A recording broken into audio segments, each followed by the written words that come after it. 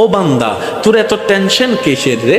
আমি আল্লাহ তো তোর জন্য আছি। সুবহানাল্লাহ, আমি আছি না তোর? আরে যার কেউ নাই তাই না টেনশন করে, যার টাকা নাই সে টাকা নিয়ে টেনশন করে, যার অভিভাবক নাই সে অভিভাবক নিয়ে টেনশন করে, যার মোবাইল নাই সে মোবাইল নিয়ে টেনশন করে। আরে আমি আল্লাহ তো আছি, তো আমি আল্লাহ তো আছি, যিনি ইন্নাল্লাহ আলা কুল্লি শাইইন কাদির। আমি আল্লাহ রহমান তো আছি, আমি রহিম তো আছি, আমি গফফার তো আছি, আমি সত্তার তো আছি। সুবহানাল্লাহ, আমি গফফার তো আছি, আমি রাজ্জাক তো আছি। আরে আমি থাকতে তোর টেনশন কি? বান্দা বলে যে কথা তো ঠিক, যার নাই সে এনে টেনশন করে। আমার আল্লাহ যদি আমার থাকে, আমার তো টেনশন করার দরকার। তার মানে আমি এতদিন টেনশন করেছি, আসলে আমি আমার আল্লাহকে রাখতে জানি নাই। আমি আমার আল্লাহকে রাখতে জানি, আমি আমার আল্লাহকে ধরে রাখার মতো ধরে রাখতে জানি নাই, যার কারণে তো টেনশন আমাকে স্পর্শ করেছে। সেজন্য দেখবেন আল্লাহ ওয়ালা যারা হয়, মাথার উপর ছাদ নাই কিন্তু টেনশন ছাড়া মুখে হাসি আছে, পেটের মধ্যে খাবার নাই মুখের মধ্যে কিন্তু টেনশন ছাড়া হাসি আছে, যার উজ্জ্বল দৃষ্টান্ত এই পৃথিবীকে চাক্ষুষ ভাবে দেখিয়ে দিয়েছেন কারবালার ময়দানে ইমাম আলী মাকাম ইমাম হুসাইন রাদিয়াল্লাহু তাআলা। সুবহানাল্লাহ, পরিবার সবাই শত্রুদের তীরের ভিতরে ছিল, তলোয়ারের ভিতরে ছিল, কাফেলার মধ্যে খাবার নাই কিন্তু মুখে কোনো টেনশন নাই, পানি নাই কিন্তু মুখে কোনো টেনশন নাই, পরিবার শহীদ হচ্ছে মুখে কোনো টেনশন নাই। জগৎ জিজ্ঞেস করে, ও ইমাম হুসাইন, এই কঠিন মুহূর্ত আপনি এত খুশি মনে আছেন কিভাবে? ইমাম হুসাইন উত্তর দেয়, আমার মওলা তো আমার সাথে আছে, আমার টেনশন করার দরকার কি? বান্দারে, তোমার অন্তর যখন ব্যতীত হয়ে যায়, উপশম করার মতো কেউ থাকে না। দুঃখ ভুলার জন্য যখন তুমি তোমার আপনা মানুষের হাতটা ধরে দুঃখ ভুলার চেষ্টা করো, 2 দিন পরে দেখা যায় সে আপনা মানুষটাই অন্যের সাথে হাত মিলিয়ে তোমার সাথে প্রতারণা করে, তোমাকে ধোঁকা দেওয়ার চেষ্টা করে। কথা বলেন ঠিক কি না? বান্দারে, তুমি যখন অশ্রুসিক্ত নয়নে কান্না করতে থাকো, কার জন্য কি করেছি, কে আমার জন্য কি করেছে, সেই হিসাব মিলাতে মিলাতে বান্দা একবার দেখো না আমি রবের দিকে। সুবহানাল্লাহ, একবার তাকাও তোমার মনের চোখ দিয়ে আমি রবের দিকে। তুমি আমাকে ডাকো নাই কিন্তু আমি ফজরের নামাজ না পড়া সত্ত্বেও তোমাকে ফজরের নাস্তার ব্যবস্থা করে দিয়েছিলাম। সুবহানাল্লাহ, বান্দা তুমি আমার জমিনে দাঁড়িয়ে 1000 গুনাহ করেছো আমার আদেশ অমান্য করে, কিন্তু আমি তোমার পা ভেঙে দিই নাই, বরং হাঁটার জন্য শক্তি দিয়েছি। বান্দারে, তোমার প্রতিটা মুহূর্তে কেউ তোমার খেয়াল রাখে নাই, আমি রহমানের রহমত তোমার খেয়াল রেখেছে। সুবহানাল্লাহ, বান্দারে, তুমি যখন ব্যথিত হৃদয় নিয়ে রাতের অন্ধকারে রুমের মধ্যে কান্না করো যে কেউ নাই আমার পাশে, তখন আমি রব ডাক দিয়ে বলি, ইন্নাল্লাহ মা'না, আমি রব তোর সাথেই আছি। বলেন সুবহান।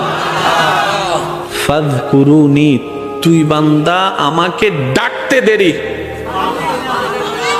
আযকুরুকুম, সারা দিতে আমার দেরি হবে না।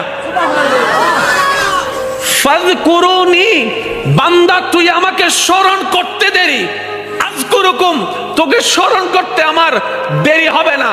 এক কথায় ফাযকুরুনি, বান্দা অভাবে পড়ে তুই আমাকে স্মরণ কর, আযকুরুকুম, অভাব থেকে মুক্তি করার মাধ্যমে আমি তোকে স্মরণ করব। সুবহানাল্লাহ, ফাযকুরুনি, বান্দা বিপদে পড়ে তুই আমাকে স্মরণ কর, আযকুরুকুম, বিপদ থেকে উদ্ধার করে মাধ্যমে আমি তোকে স্মরণ করব। ফাযকুরুনি, অসুস্থ হয়ে তুই আমাকে স্মরণ কর, আযকুরুকুম, তোকে আমি নিরাময় দিয়ে স্মরণ করব। সুবহানাল্লাহ, ফাযকুরুনি, তুই ঋণে পড়ে আমাকে স্মরণ কর, আযকুরুকুম, আমি ঋণ মুক্তি দেওয়ার মাধ্যমে তোকে স্মরণ করব। ফাযকুরুনি, তুই পারিবারিক অশান্তির মাধ্যমে আমাকে স্মরণ কর, আযকুরুকুম, শান্তি দেওয়ার মাধ্যমে আমি তোকে স্মরণ করব। ফাযকুরুনি, বউয়ের অত্যাচার, স্বামীর অত্যাচার, এলাকার অত্যাচার, পরিবারের অত্যাচার, বাবা চাচা মামার অত্যাচারে তুই ধৈর্য ধরে আমাকে স্মরণ কর, আযকুরুকুম, বিজয়ের দেওয়ার মাধ্যমে আমি তোকে স্মরণ করব। আপনাকে আমাকে রবের দিকে নিয়ে যায়, যে কষ্ট আপনাকে আমাকে নামাজের সিজদার দিকে নিয়ে যায়, যে যন্ত্রণা আপনাকে আমাকে তাহাজ্জুদ নামাজের দিকে নিয়ে যায়, যে দুঃখ কষ্ট যন্ত্রণা আমাদেরকে আল্লাহর সবরের দিকে নিয়ে যায়, সেই দুঃখ কষ্ট বাহ্যিকভাবে দুঃখের হলো, পরকালের চোখ দিয়ে তাকালে দেখবেন প্রত্যেকটা জায়গায় জায়গায় নিয়ামত আর নিয়ামত। কেমন নিয়ামত? ওই দুঃখটা আসার কারণে আপনি ধৈর্য ধরেছেন, ধৈর্য ধরার কারণে আল্লাহর প্রিয় হতে শুরু করেছেন। ওই ধনওয়ালা বেশিরভাগ পরিবারের সন্তানরা দেখবেন মা বাবাকে সম্মান করে না। ধনওয়ালার বেশিরভাগ পরিবার, আমি সবার কথা বলছি না, বারবার বলছি, কিছু কিছু পরিবারকে দেখবেন আপনি যেখানে মেয়েরা কাপড়ে ঠিক থাকে না, সম্পর্কে ঠিক থাকে না, সেই তুলনায় তো আপনার পরিবার অনেক ভালো আছে। হয়তো খাবারের কষ্টটা হচ্ছে আর কি, হয়তো বেতনটা দিতে একটু কষ্ট হয়ে যাচ্ছে আর কি, কিন্তু ইজ্জত তো নিলামে তুলেন নাই, ইজ্জত তো নিলামে তুলেন নাই। যাই কিছু হোক, ইজ্জত নিয়ে তো আছেন। আর সবাই হয়তো এই কথাই একমত হবেন, একজন মানুষের জীবনে দুনিয়ার বিষয়ে সবচাইতে দামি সম্পদের নাম হচ্ছে ইজ্জত সম্মান। ইজ্জত সম্মানের চাইতে দামি কোনো কিছু হতে পারে? আপনি যদি আমাদেরকে সম্মান দিয়ে শাক দিয়েও বাদ দেন, আর যদি অপমান করে পোলাও রোজ বিরিয়ানি দেন, কথা বলতে হবে তো, অপমান করে যদি পোলাও রোজ বিরিয়ানি দেন এখানে যাবে না। আর যদি সম্মান দিয়ে একটু শাক দিয়ে লবণ দিয়ে বাদ দেন, ভাই আপনার জন্য অনেক মেহমানদারি করার ইচ্ছা ছিল কিন্তু আমার তো তৌফিক নেই, একটু ভাত আর লবণ, আপনি খুশি মনে খাইতে পারবেন, কারণ সেখানে আপনি সম্মান দেখেছেন, সেখানে আপনি ভালোবাসা দেখেছেন। সুবহানাল্লাহ। যাদের ধন বেশি ওনারা মনে করে, আমরা যারা ধন নাই তারা মনে করে কি আল্লাহ তাআলা খুশি হলে ধন দেয়, আল্লাহ খুশি হলে গাড়ি দেয়, আল্লাহ খুশি হলে বাড়ি দেয়, আল্লাহ খুশি হলে ব্যবসা দেয়, আল্লাহ খুশি হলে চাকরি দেয়, আল্লাহ খুশি হলে রাজত্ব দেয়, আল্লাহ খুশি হলে জায়গা দেয়। শ্রদ্ধার সাথে বলি, না রে না ভাই, আল্লাহ খুশি হলে রাজত্ব দেয় না। এরকম হলে তো ফেরাউনের উপর আল্লাহ খুশি, এটা প্রমাণ হয়ে যেত। আল্লাহ খুশি হলে রাজত্ব দেয় না। আল্লাহ খুশি হলে, খুশি হওয়ার নিদর্শন টাকা নয়, বাড়ি নয়, গাড়ি নয়। আল্লাহ যখন কোন বান্দার উপর খুশি হয়ে যায়, হাজার বিপদের মধ্যে তার অন্তরে আল্লাহ প্রশান্তি নাজিল করে, দয়া নাজিল করে, শান্তি নাজিল। আল্লাহ খুশি হলে শান্তি দেয় যে অনেক আছে, 3টা ঘুমের ওষুধ খাওয়ার পরও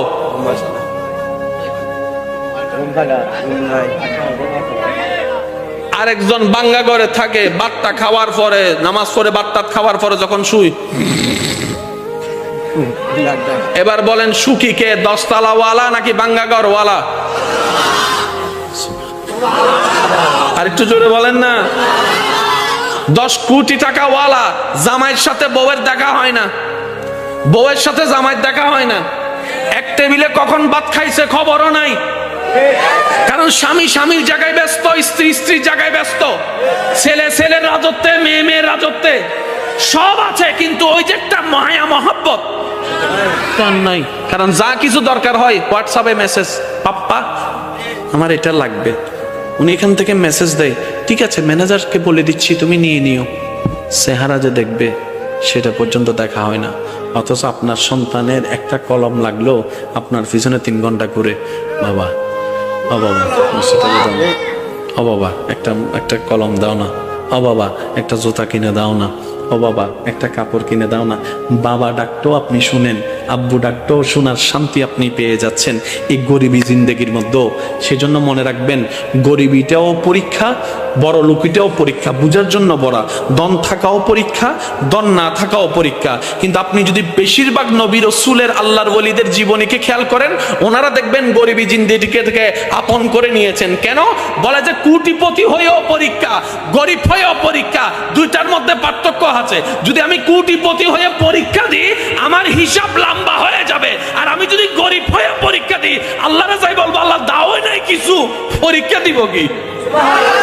ও নবী, আপনি যদি চান আমি উহুদ পাহাড়কে স্বর্ণের পাহাড় বানাই দিতে রাজি। নবী বলেছেন আল্লাহ এটা আপনার বড় দয়া, কিন্তু আমি নিব না। সুবহানাল্লাহ বলেন না। আল্লাহ বলে যে ও নবী আপনি যদি চান ডেইলি 4 বেলা জান্নাত থেকে খাবার আমি আল্লাহ পাঠাবো, এটা আমার জন্য কোনো ব্যাপারই না। নবী বলে যে আল্লাহ আমি, আপনি দয়া করেছেন, আমি খুশি হয়েছে, কিন্তু এটা আমি নিব না। এত কিছু থাকার পরও নবী বলতেছেন যার যা আছে নিয়ে আসো। জগৎ বলে যে কি রে, নবীর ভান্ডারে তো কমতি নাই, আল্লাহকে বললে তো সব পাঠাই দিচ্ছে। নবী বলে যে না, আল্লাহ দয়া করে দিয়েছেন সত্য, আমি একটু আমার সাহাবাদেরকে করার সুযোগ দিচ্ছি, ইসলামের জন্য ত্যাগ দেওয়ার সুযোগ দিচ্ছি। যেন তাদের সেই চরিত্রটা পরবর্তী উম্মতরা দেখে যেন বুঝতে পারে ইসলামের জন্য সাহাবায়ে কেরাম কতটুকু দেওয়ার চেষ্টা করেছেন, করার চেষ্টা করেছেন। সুবহানাল্লাহ। আল্লাহর নবী বলে, আমার আল্লাহ আমাকে শুধু এক জায়গার ভিক্ষুক রাখছে আর সব জায়গায় বাদশাহী দিয়েছেন। নবী বলে, আমি মুস্তাফা শুধু আল্লাহর দরবারে ভিক্ষুক আর সব জায়গায় আমার আল্লাহ আমাকে বাদশাহী দান করেছেন, ইমামুল আম্বিয়া বানিয়ে দিয়েছেন। ও নবী, সাবি ব্যবহার করেন না, দয়া করে দিয়েছে, আমি রেখে দিয়েছি। নবী আপনি ব্যবহার করবেন না? ওই করবো তো। ও নবী কখন করবেন? ওই হাসরের ময়দানে। ইয়া রাসূলুল্লাহ, হাসরের ময়দানে ব্যবহার কিভাবে করবেন? তখন নবী বলে যে হাসরের ময়দানে আমার গুনাহগার উম্মত যখন জাহান্নামে চলে যাবে, তখন আমি আল্লাহর দরবারে সিজদায় গিয়ে বলবো, আল্লাহ তুমি আমাকে এটা দিয়েছো, আমি নিই নাই, এটার বদৌলতে আমার উম্মতকে জান্নাত দান করো, আমার উম্মতকে জান্নাত দান করো। আল্লাহ তুমি স্পেশাল দোয়ার ব্যবস্থা করেছো, অন্যান্য নবীরা দোয়া ব্যবহার করেছেন, আমি দোয়াটা রেখে দিয়েছি। হাসরের ময়দানে আমার গুনাহগার উম্মতকে জাহান্নামী থেকে জান্নাতে বানানোর জন্য। সুবহানাল্লাহ। আর একটু জোরে বলেন না সুবহানাল্লাহ। কি সৌভাগ্য আমাদের, ওই দয়াল নবীর উম্মতের খাতায় আপনি আমি নাম লেখাইতে পারছি। আজকে একটা কথা মনে রাখবেন, সারা পৃথিবীর সমস্ত জ্ঞানী ব্যক্তি 10,000 কোটি বছর ওয়াইজ করে বক্তব্য দিয়ে কিতাব লেখে যতটুক জ্ঞানের পাহাড় হবে, সমস্ত কিছু কোরআনে আল্লাহ তাআলা এক শব্দে শেষ করে দেন। আর একটু জোরে বলেন না। কোরআনের মুজিজাটাই ভিন্ন। 10,000 কোটি মানুষ 10,000 কোটি বছর ওয়াইজ করো, সে জ্ঞানের পাহাড় আনতে পারবে না। আল্লাহ এক শব্দে যেটা বুঝাই দিবে। আল্লাহ বলেছেন, ইন্না আতাইনা কাল কাউসার, ইন্না আতাইনা কাল কাউসার। তিনটা শব্দের ভিতরে শত শত বছর ওলামায়ে কেরামের জীবন পার হয়ে গিয়েছে। কেউ কিতাবের লিখনির মাধ্যমে, কেউ তাফসীরের মাধ্যমে, কেউ তাশরীহের মাধ্যমে, কেউ ওয়াইজের মাধ্যমে, কেউ বক্তব্যের মাধ্যমে, কেউ ক্লাসের মাধ্যমে শত শত বছর পার হওয়ার পরও আজকের ওলামায়ে কেরামকে জিজ্ঞেস করেন, হুজুর এবার আপনার সিদ্ধান্ত কি? ইন্না আতাইনা কাল কাউসারের কামা হক্কুহু মুকাম্মিল তাফসীর কি শেষ হয়েছে? হুজুর বলবে এখনো শেষ হয় নাই, কিয়ামত পর্যন্ত শেষই হবে না। বলেন সুবহানাল্লাহ। এটা হচ্ছে কোরআনের বড় সৌন্দর্যতা। সুবহানাল্লাহ। এই দেখেন, কষ্ট হচ্ছে না তো আপনাদের? প্রত্যেকটা বান্দার কাছে আল্লাহ পাক নামাজের হিসাব নিবে না? বলেন না, নিবেন না? রোজার হিসাব আল্লাহ তাআলা কিন্তু শুকরিয়ার হিসাবও নিবে। কি কি শুকরিয়া করছস বল। এবার চোখে দিয়েছেন কে? আল্লাহ। তো দেখতে পারাটা আল্লাহর রহমত, আল্লাহর নিয়ামত, তাহলে শুকরিয়া আদায় করতে হবে। ঠিক আছে? বলতে পারা আল্লাহর নিয়ামত, তাহলে শুকরিয়া করতে হবে। শুনতে পারা আল্লাহর নিয়ামত, এভরিথিং আল্লাহর নিয়ামত, শুকরিয়া করতে হবে। তাহলে এখন কি হবে জানেন? 24 ঘন্টা আমাদের কি করতে হবে? আল্লাহ, যতক্ষণ জাগ্রত থাকবো, চোখে দেখতেছি, আল্লাহ চোখের ফলক খুলছে, তোমার দয়া, আলহামদুলিল্লাহ। চোখ বন্ধ করছি, তোমার দয়া, আলহামদুলিল্লাহ। হাঁটতেছি, তোমার দয়া, আলহামদুলিল্লাহ। বসতেছি, তোমার দয়া, আলহামদুলিল্লাহ। খাইতেছি, তোমার দয়া, আলহামদুলিল্লাহ। বুক খেসতেছি, তোমার দয়া, আলহামদুলিল্লাহ। ফেটে গেছে, তোমার দয়া, আলহামদুলিল্লাহ। তো একটা বান্দা যদি 24 ঘন্টা শুধু আলহামদুলিল্লাহ বলার থাকে, সংসার করবে কখন? বুঝতে পারি না মনে কথা। সে ব্যবসা করবে কখন? সে চাকরি করবে কখন? সে কাস্টমারের সাথে যে কথা বলবে কখন? কারণ আল্লাহ পাক বলেছেন, ফাশকুরুলি, আমার শুকরিয়া করতে থাকো। ইসলাম কত চমৎকার দেখেন। এই 24টা ঘন্টার প্রত্যেকটা নিয়ামতের শুকরিয়া যদি আলাদা আলাদা ভাবে করতে হয়, 24 ঘন্টার প্রত্যেকটা সেকেন্ড শেষ হয়ে যাবে। ব্যবসা করা হবে, একটু জোরে বলতে হবে, চাকরি করা হবে, হাঁটা হবে, বসা হবে, বিবাহ করা হবে, সংসার করা হবে, ফ্লাইট চালানো হবে, কিচ্ছু করা যাবে না। তো নবী রাহমাতুল লিল আলামিন বলছেন, আল্লাহ 24 ঘন্টা যদি আমার উম্মত শুকরিয়া করতে থাকে, সে চাষ করবে কখন? বলেন না ভাইয়া, সে কাজ করবে কখন? কিন্তু তোমার শুকরিয়া না করলে তো হাসরের ময়দানে তুমি ধরবা। আল্লাহ একটু দয়া করো না, কোনো একটা সহজ রাস্তা করে দাও। আল্লাহ তাআলা বলেন, আপনার উম্মতকে বলেন 24 ঘন্টার প্রত্যেকটা সেকেন্ডে আমার শুকরিয়া করার দরকার নেই। আমি একটা শব্দ দান করলাম, এই শব্দটা তাকে পড়তে বলবেন, সে একটা শব্দ পড়বে, 24 ঘন্টার প্রত্যেকটা সেকেন্ডের শুকরিয়া আদায় করা হয়ে যাবে। আল্লাহ শব্দটা কি? আল্লাহ পাক বলেন আপনার উম্মতকে বলবেন তারা যেন আলহামদুলিল্লাহ বলে। এবার সবাই মিলে একটু বলেন তো আলহামদুলিল্লাহ। কয় সেকেন্ড লাগছে? জোরে বলেন না। অর্থটা কি? সমস্ত প্রশংসা তোমার। আলহামদুলিল্লাহ, তুমি আল্লাহ যা দিয়েছ সব নিয়ামতের প্রশংসা তোমার। এই আলহামদুলিল্লাহর ভিতর চোখ আছে না নাই? আমি বলতে যাব, আপনার একটু জোরে জোরে বলেন। চোখের দেখা আছে না নাই? কানের শোনা আছে না নাই? মুখের বলা আছে না নাই? জিহ্বার স্বাদ আছে না নাই? পেটের ক্ষুধা আছে না নাই? ক্ষুধা নিবারণ আছে না নাই? হাঁটাটা আছে, বসাটা আছে, শোয়াটা আছে, ব্যবসা আছে, চাকরি আছে, সন্তান আছে, স্ত্রী আছে, পুত্র আছে, মা আছে, বাবা আছে, সমস্ত নিয়ামত সেটার ভিতরে বলেছেন এক সেকেন্ড আলহামদুলিল্লাহ, আপনার আমলনামায় লেখা হচ্ছে হাজার হাজার কোটি গুণ সওয়াব। ইসলাম এত চমৎকার। তো অন্য সময় তো তেমন আসলে শুকরিয়ার সেক্টরটা তো আমরা আদায় করতে পারি না। অন্তত আসেন আজকের এই মাহফিল থেকে একবার আল্লাহকে খুশি করার জন্য শুকরিয়া করব আমরা সবাই, যে আমাদের কোনো আফসোস, একটু মন থেকে বলতে হবে, হ্যাঁ, আমাদের কোনো আফসোস জীবন নেই, আমাদের কোনো দুঃখ। আল্লাহ তুমি যা দিয়েছো, যা দাও নাই, সর্বাবস্থায় আজকের এই মাহফিল থেকে তোমার উপর কোনো রাগ অভিযোগ কিচ্ছু নাই। আমরা খুশি মনে সবাই বলছি আল্লাহ তোমার প্রশংসায়। আওয়াজ দিয়ে বলুন, কি বলবো? আর একটু জোরে বলেন। একটু আওয়াজটা এখান থেকে যেটা দিচ্ছেন সেটা একটু কষ্ট করে এখান থেকে দেওয়ার চেষ্টা করেন। আরেকবার বলেন, আরেকটু মহাব্বতের আওয়াজে। আল্লাহ আমাদের কোনো দুঃখ, আমাদের কোনো আফসোস, আমাদের কোনো চাওয়া, আমাদের কোনো পাওয়া তুমি যেভাবে রেখে খুশি, আমরা সেভাবে থেকে খুশি। আল্লাহ তুমি যা দিয়েছো তা আমাদের পাওয়ার চাইতে বেশি দিয়েছো। তোমার দরবারে শুকরিয়া, আলহামদুলিল্লাহ। সৃষ্টির জগতে দেনওয়ালাকে আল্লাহ। আল্লাহর প্রিয় বান্দার ভিতরে সবচাইতে প্রিয় হচ্ছে মানুষ। মানুষের মধ্যে প্রিয় হচ্ছে মুমিন, মুমিনের মধ্যে প্রিয় হচ্ছে নামাজি, নামাজির চাইতে প্রিয় হচ্ছে যে যারা তাকওয়াবান নামাজি, ওনাদের চাইতে প্রিয় হচ্ছেন আল্লাহর কাছে হচ্ছে আল্লাহর ওলিরা। আল্লাহর ওলিদের কাছে, আল্লাহর কাছে যিনি প্রিয় তিনি হচ্ছেন নবীরা, এই আপনার তবে তাবিরা। তবে তাবির চাইতে প্রিয় হচ্ছে তাবিরা, তাবির চাইতে প্রিয় হচ্ছে সাহাবিরা, সাহাবির চাইতে প্রিয় হচ্ছে নবীরা, নবীর চাইতে প্রিয় হচ্ছে রসুলরা, রসুলের চাইতে যিনি আল্লাহর কাছে একক প্রিয় তিনি নবী রহমাতুল্লিল দেনওয়ালাকে আল্লাহ। যার ভান্ডারে কমতি নেই উনি কে? কুল কায়নাতের বাদশাহী দিতে পারেন কে? ওই আল্লাহর বন্ধু হচ্ছে আমাদের নবী। অথচ সেই নবীর জীবনেতে দেখা যায় 2 বেলা ভাত নাই, 3 বেলা ভাত নাই, 4 বেলা ভাত নাই, 3 দিন খাবার নাই।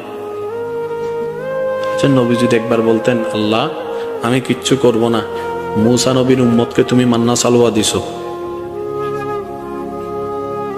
সুবহানাল্লাহ বলেন। মূসা নবী তোমার প্রিয়, আমি তোমার বেশি প্রিয়, তো মূসা নবীকে উম্মতকে যদি তুমি টাইমে টাইমে মান্না সালওয়া দাও, আমি কি কোন অংশে কম নেই? আল্লাহ আমি কিচ্ছু করব না, টাইমে টাইমে যেন খাবার তোমার দয়া এখানে চলে আসে। ইমানে আওয়াজ দিয়ে বলেন আসতো নাকি আসতো না? কিন্তু সেই নবী, যে নবীকে আল্লাহ জান্নাতের মালিক বানিয়ে দিয়েছেন, ইন্না আতাইনা কাল কাউসারের নিয়ামত দান করেছেন, যে নবীকে আল্লাহ তাআলা ইন্না আরসালনাকা শাহিদাও ওয়া মুবাশশিরাও ওয়া নাযীরা দান করেছেন, যে নবীকে আল্লাহ তাআলা রাহমাতুল লিল আলামিন বানিয়েছেন, সেই নবী ঘরে খাবার নাই। ইয়া রাসূলুল্লাহ আপনার ঘরে জিবরাইল আসে না? বলে যে আসে। তো টাইমে টাইমে খাবার তো চলে আসতে পারে।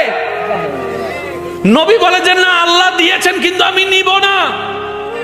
ইয়া রাসূলুল্লাহ কেন? বলে যে আমার গরিব উম্মতরা যখন শুনবে আল্লাহর হাবিব হয়েও আমি নবী রাহমাতুল লিল আলামিন খাবার কষ্ট করেছি, পরিবারের কষ্ট করেছি, টাকার কষ্ট করেছি, শরীরের কষ্ট করেছি, এলাকার কষ্ট সহ্য করেছি, আল্লাহকে খুশি করার জন্য আমার উম্মতরা সেটা থেকে উৎসাহিত হবে। বলেন সুবহানাল্লাহ। এবার আপনার ঘরে যেদিন খাবার থাকবে না, আপনি বলবেন যে আল্লাহ তোমার দরবারে শুকরিয়া, আমার নবীর ঘরে খাবার ছিল না, সে মুহূর্ত কেমন ছিল আমি জানি না, কিন্তু আজকে খাবার না থাকার কারণে আমি সেটা বুঝতে পারতেছি। এবার বলেন, আল্লাহ নবীকে চাবি দিছে কি দেয় নাই? কিন্তু নবী চাবি ব্যবহার করেন না। একটু জোরে বলেন, নবী চাবি ব্যবহার করেন না। আল্লাহ জিজ্ঞেস করে, হাবিব আপনাকে আমি দিছি না, ব্যবহার করেন না। আমি বলবো আস্তে, আপনারা বলেন জোরে। ভীষণের আওয়াজে নুনি। আল্লাহ বলে যে আমি দিছি তো, নবী বলে যে আল্লাহ আমি আপনার দয়াটা নিছি তো, তো ব্যবহার করেন না। যুদ্ধের ময়দানে গেছে, এখন আপনারা শুধু বললে মিল পাবেন। নবীজি বলছেন যার যা আছে নিয়ে আসো, যার যা আছে। আপনজন এক একজনের মতো করে আনতেছেন। সিদ্দিক আকবর আনতে আনতে সাই পর্যন্ত নিয়ে আসছে। আচ্ছা, চাইতেছে কে? চাইতেছে কে? যার ভান্ডারে কোনো কমতি আল্লাহ রাখেই নাই। বুঝাতে পারতেছি না। যার নাই সে না চাইবে। আল্লাহ তো নবীকে ভান্ডারে